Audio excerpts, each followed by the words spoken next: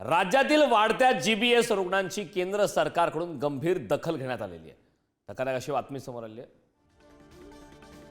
राज्यातील वाढत्या जीबीएस रुग्णांचा केंद्र सरकारकडून गंभीर दखल आता घेण्यात आलेली आहे.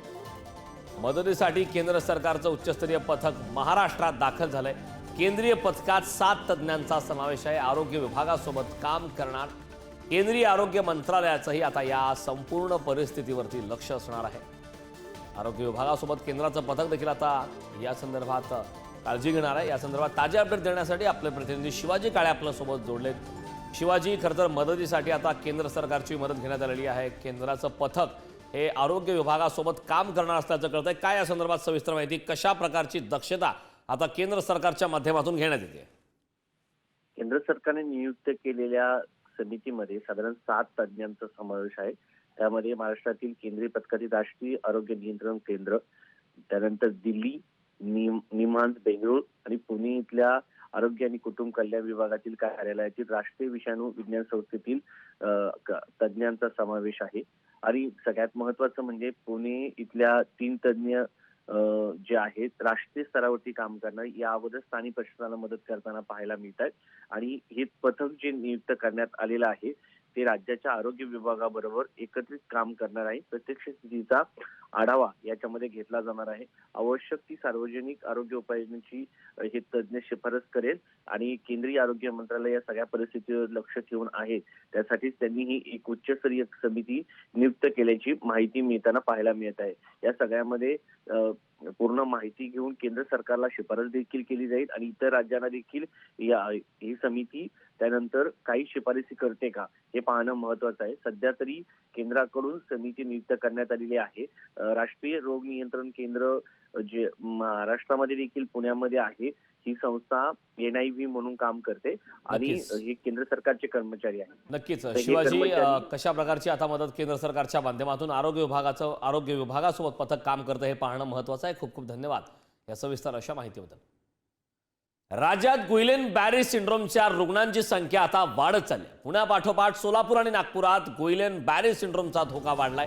पुण्यातील रुग्णांची संख्या आता 101 वर पोहोचली, तर 16 रुग्ण हे व्हेंटिलेटरवर आहेत. तर तिकडे सोलापूरमध्ये सुद्धा जीबीएसचे 2 नवे रुग्ण आढळलेत. तर 2 दिवसांपूर्वी एका रुग्णाचा मृत्यू झाला. या दरम्यान नागपुरात 4 नवे रुग्ण सापडलेत. नागपुरातील 4 पैकी 3 रुग्ण हे 20 वर्षाच्या खालील आहेत, तर 1 रुग्ण 40 वर्षाचा. रुग्णसंख्या वाढत असल्यानं प्रशासन मात्र आता अलर्ट मोडवर आलं. आकडेवारी नेमकी महाराष्ट्रात कशी आहे ते पाहूयात ग्राफिक्सच्या माध्यमात. पुण्यामध्ये रुग्णसंख्या एकंदरीत 101 आहे. व्हेंटिलेटरवर 16 रुग्ण आहेत. सोलापूरमध्ये रुग्णसंख्या 3 आहे. एकाचा मृत्यू देखील झाल्याचा धक्कादायक आकडेवारी कळते. नागपूरमध्ये रुग्णसंख्या 4 आहे. व्हेंटिलेटरवर सध्या 1 रुग्ण असल्याचं कळतं. संदर्भात ताजे अपडेट देण्यासाठी आपले प्रतिनिधी ज्ञानेश्वर चौतमाल आपल्यासोबत जोडले. ज्ञानेश्वर, राज्यात गुइलेन बॅरी सिंड्रोमच्या रुग्णसंख्येमध्ये वाढ झालेली आहे आणि आपण ज्या प्रकारे माहिती घेतोय पाहतोय यामध्ये काही रुग्ण गंभीर आहेत, काही जणांना व्हेंटिलेटरवर देखील सध्या ठेवण्यात आले आहे. काय या संदर्भात सविस्तर माहिती?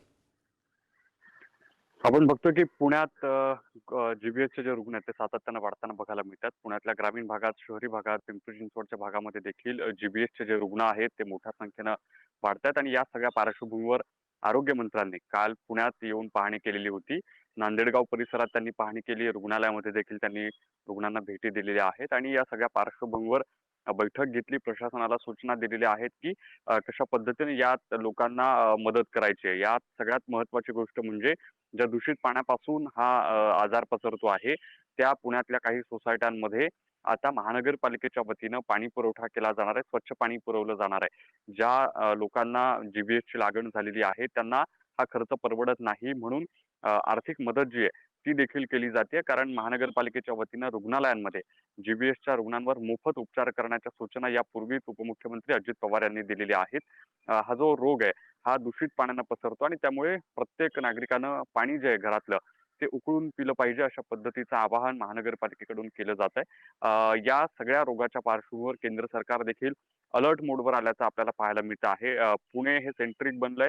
जीबीएसच्या निमित्तानं वेगवेगळ्या घटना या ठिकाणी वाढताना बघायला मिळतात. रुग्णांची संख्या वाढताना बघायला मिळते आणि त्याच पार्श्वभूमीवर प्रशासनाकडून ज्या पद्धतीने आवाहन केलं जात आहे की घरात येणारं पाणी जे आहे ते उकळून पिलं पाहिजे, उघड्यावरचं अन्न खाणं जे आहे ते टाळलं पाहिजे. आणि त्यामुळेच ह्या ज्या गोष्टी आहेत रोगाच्या निमित्तानं वाढताना आणि पसरताना बघायला मिळतात, त्याला आळा घालायला कुठेतरी मदत होऊ शकते. अर्थात प्रशासनाच्या पातळीवर जरी प्रयत्न करत असलं तरी नागरिकांनी वैयक्तिक पातळीवर देखील खबरदारी घेणं नक्कीच. तितकंच महत्त्वाचं ठरत आहे. ज्ञानेश्वर, खूप खूप धन्यवाद या सविस्तर अशा माहितीबद्दल.